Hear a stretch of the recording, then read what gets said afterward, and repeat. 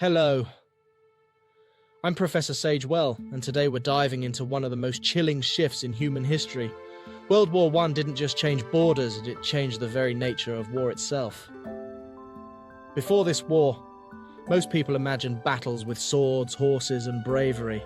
But in World War I, science and machines took over the battlefield. And what they brought was terrifying. So, what were these new weapons? And how did they transform how wars were fought forever? Let's take a closer look. First, to understand what was new, we need to understand what was old. For centuries, most armies used rifles, cannons, horses, and bayonets. Officers on horseback gave orders. Soldiers lined up in rows, and armies often met face to face. There were limits to how fast you could fire, and most battles still required people to get close. That all changed with World War I. Let's start with one of the deadliest weapons of the war, the machine gun. Before World War I, guns could usually fire just a few shots before needing to reload. But now, soldiers had weapons that could shoot hundreds of bullets per minute, and they could keep firing almost non-stop.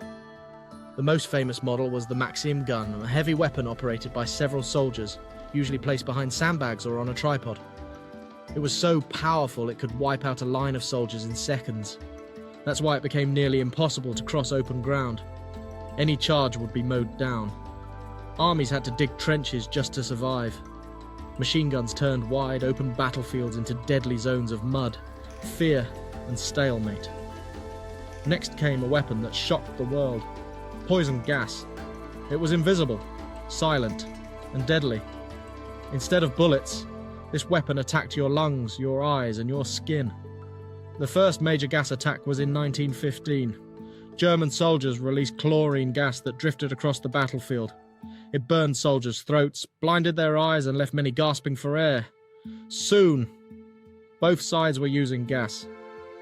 Chlorine, phosgene, and mustard gas were among the most feared.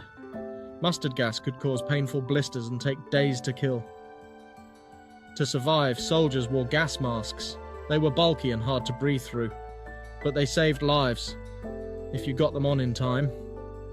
Poison gas didn't always work the way it was planned. If the wind changed direction, it could blow the gas back.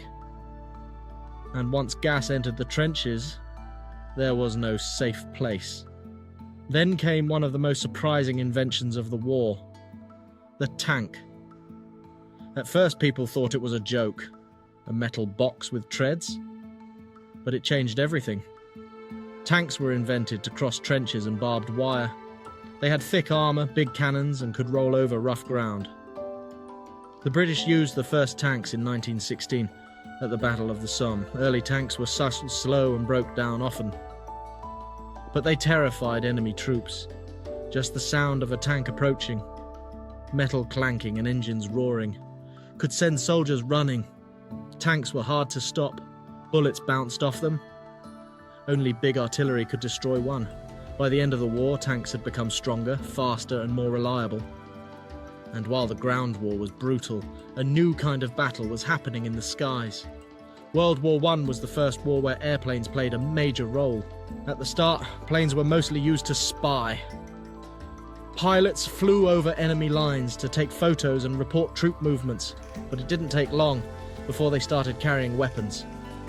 Soon, pilots were shooting at each other with pistols and rifles. Then came mounted machine guns and the world's first dogfights. Aerial battles twisting and turning through the clouds. The most famous pilot of the war was the Red Baron, and a German ace who shot down over 80 planes. His bright red aircraft became a symbol of fear and skill. Airplanes also dropped bombs. At first it was just small grenades thrown by hand. Later, planes were built to carry real bombs and strike targets deep behind enemy lines. While the skies were filled with danger, so were the seas. Germany's secret weapon wasn't visible at all. It hid beneath the waves. It was the submarine, also known as the U-boat. Unlike surface ships, U-boats could sneak through water undetected. They waited silently for enemy ships, then launched torpedoes that could sink a vessel in seconds. The goal was to cut off supplies. Germany wanted to block food, weapons, and troops from reaching Britain. One submarine attack changed everything. The sinking of the Lusitania. The Lusitania was a British passenger ship. When it was sunk by a German U-boat in 1915, over 1,000 people died, including Americans. It shocked the world and turned opinions against Germany. Submarines made the ocean a battlefield. Convoys and depth charges were invented to fight back. But the fear of an unseen enemy changed how navies operated forever. Meanwhile, on land, another weapon was evolving: artillery. Cannons had always been part of war, but now they were bigger, stronger, and more accurate than ever.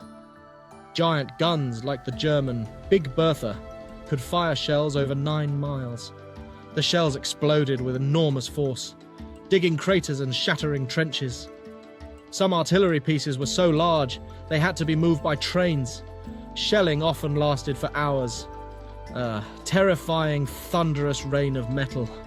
This constant pounding created shell shock, a condition we now recognize as PTSD. Soldiers lived in fear of the next explosion. It wasn't just the body at risk, but the mind.